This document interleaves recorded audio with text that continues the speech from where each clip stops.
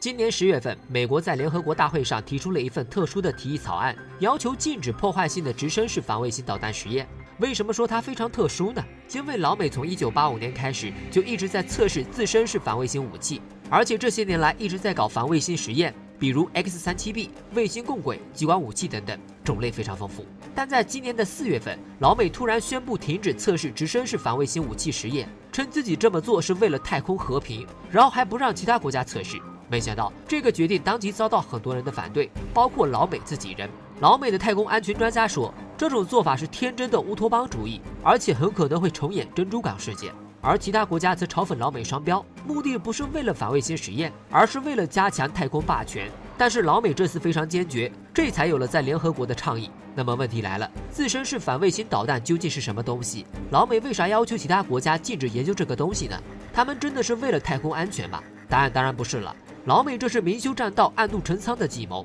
大家好，我是熊猫，今天咱们来聊聊老美为啥反对发展反卫星武器。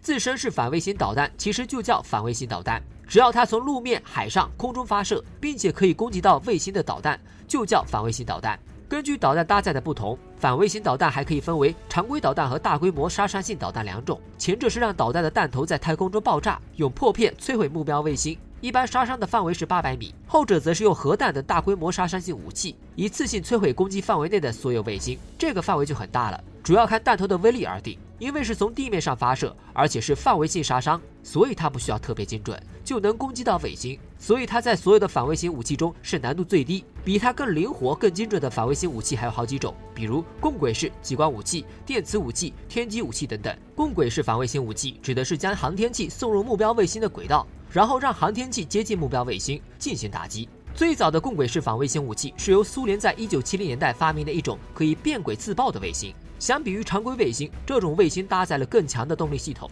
可以在太空中快速接近目标，然后通过遥控引爆，与目标卫星同轨与进。1990年代，美国开发出了新的共轨式反卫星手段，用航天飞机来捕获卫星。1993年，美国奋进号航天飞机经过多次的机动，与欧洲的尤里卡卫星实现交汇，并用航天飞机上的机械臂成功将这颗4.5吨重的卫星捕获。所以，共轨式反卫星技术功能比较多样化，除了摧毁外，还可以进行捕捉和干扰等等。而激光反卫星武器相对暴力一点，指的是用激光武器干扰或者是摧毁卫星，它同样是由苏联发明的。1975年时，美国有2颗预警卫星一直在监视苏联的洲际弹道导弹发射井，飞临西伯利亚上空时，苏联就用了激光武器进行干扰，在长达4个小时的时间里，预警卫星的红外传感器都无法起到作用。这件事是媒体爆出来的，真实性还有待验证，但激光反卫星武器确实是真实存在的。1997年10月份，美国陆军就进行了激光武器攻击在轨卫星的实验，测试在陆地上攻击卫星的技术。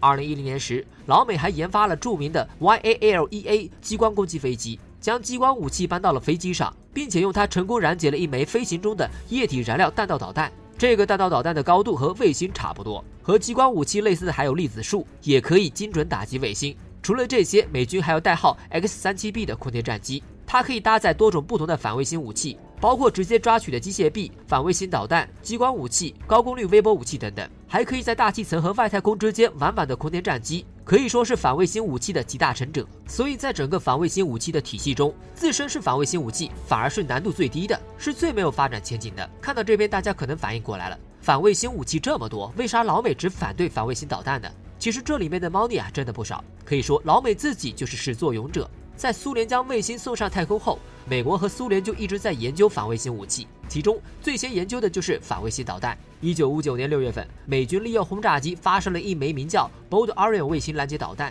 尝试摧毁一颗报废的卫星。不过这枚导弹偏离得特别远，所以这次实验宣告失败。同年10月份时，他们再次尝试实验，这一次终于命中目标，拦截弹击毁卫星后留下了大量的太空垃圾。在这之后，老美还做了几次同样的实验，但是由于当时的制导技术不发达，所以成功率特别低。后来他们一想，既然打不准，那么有没有一种不需要很准就能将卫星击毁或者是影响到的呢？然后他们脑子一动，就想到了核弹头就有这种功能。在50年代，美军一直在进行核实验。当时的核实验有2种方式，一种是在地下，还有一种就是在大气层中。其中大气层核实验是最多的，因为它可以比较方便的观察和记录。而核爆炸时不仅产生了大量的核辐射，还会伴随电磁脉冲，它们俩的波及范围都很大，完全可以击毁或者是破坏卫星。于是60年代令人闻风丧胆的以核反星实验就诞生了。1962年，美国在太平洋上的马绍尔群岛秘密进行一项名为一流星云的高空核实验，这是世界上最强大的高空核实验。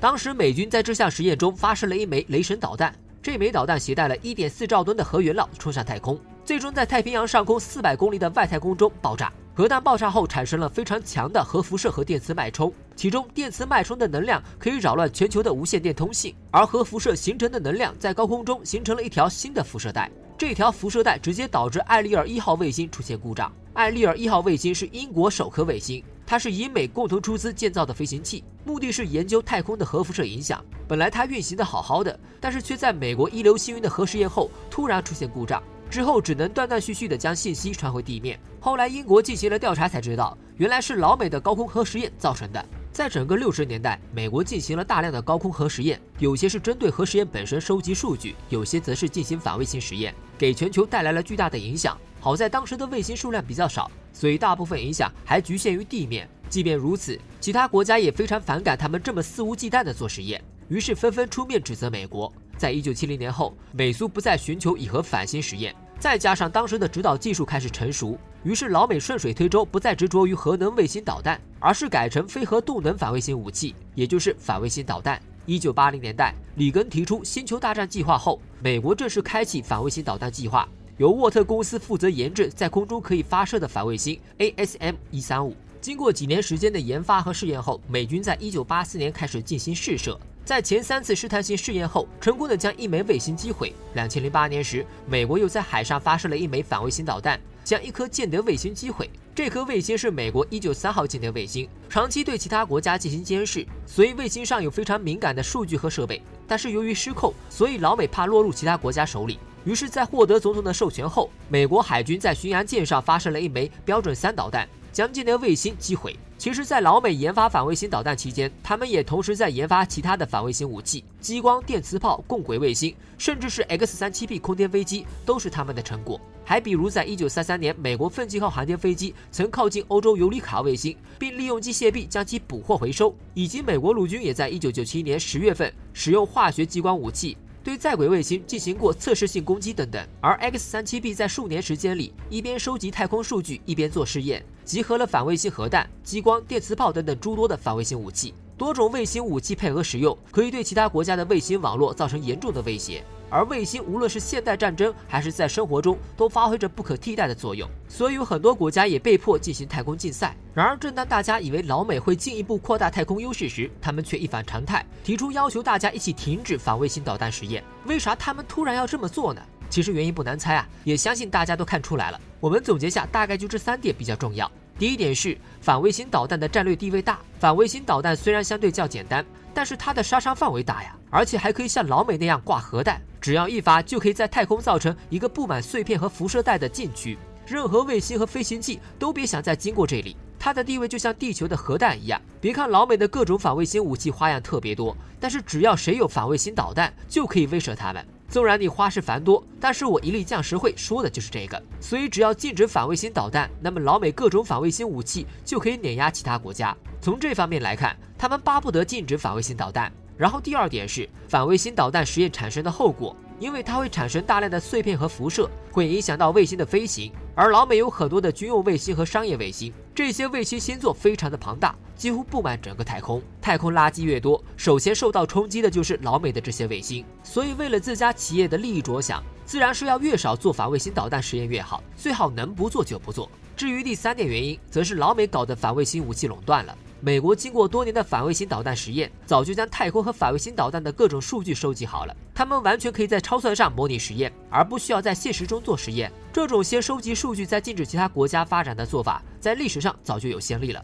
比如部分禁止核实验条约就是如此。在上世纪50年代开始，老美和苏联一直在搞军事竞备，其中战略核武器就是重中之重，所以双方一直在肆无忌惮地搞核实验，而且大部分都是在大气层中。他们的核实验对周边国家影响非常大，甚至造成卫星损伤和人员死亡。以1954年比基尼环礁岛核实验为例，美国在这个地方进行了一次1500万吨级的大气层核爆实验，然后反射性物质被风吹到一艘日本捕鱼船上，船员在没有保护的情况下就被污染了，其中有1名船员因为污染严重而死亡。所以其他国家对他们的核实验非常的反感，一致要求他们不要在大气层中进行核实验，但是他们依旧我行我素。根据联合国统计，从1945年到1962年，全世界总共进行了360次公开的大气层核爆实验，放射性物质对全球都造成了很大的影响，其中美国和苏联占了绝大多数。这种情况一直持续到1962年，当时美国高空核实验再次造成了严重的太空污染，并且还造成了英国卫星和自家的3颗卫星损毁。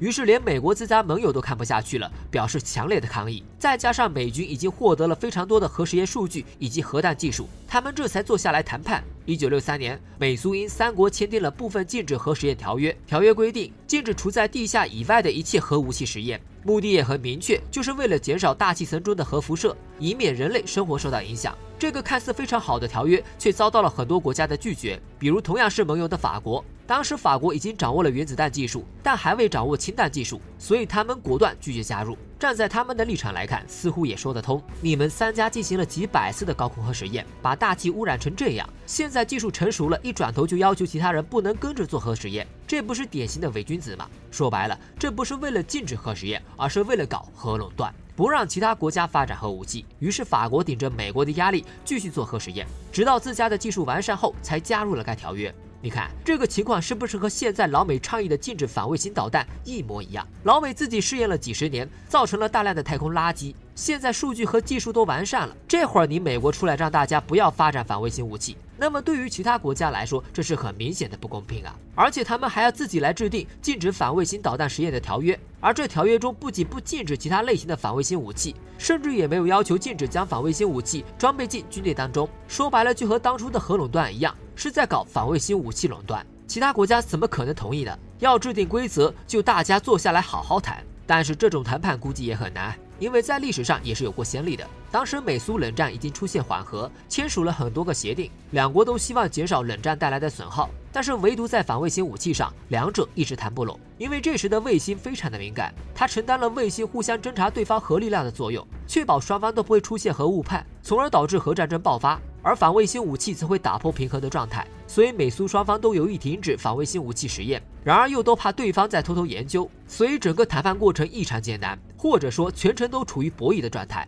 1978年，美苏双方在芬兰进行了第一次接触，双方交换了意见，相互试验。1979年1到2月，双方进行了第2次接触，美国提出了双方禁止发展反卫星武器实验的提议，但是苏联方面追问后续实现细节时，美方没有详细的数据和计划做支撑，谈判失败。1979年6月，双方进行了第3次谈判，美国国务卿提出在双方首脑峰会期间正式签署协议，但是这一次谈判只间隔了几个月，第2轮谈判存在的问题双方都还没有解决，最终还是无法达成共识。双方的分歧比较大，有几点到现在都值得借鉴，比如反卫星路线问题，美国是少而精、寿命长的卫星系统，而苏联则是量大管饱，但是寿命却比较短。两者的情况不一样，导致对反卫星武器的侧重点也不同。那么，禁止反卫星武器到底该以哪个标准来执行，就是个问题了。其次，反卫星武器非常多样化，有地基、海基、空基的方式，有导弹、激光、电磁，甚至无线电站。这些武器很难分辨哪些是反卫星武器，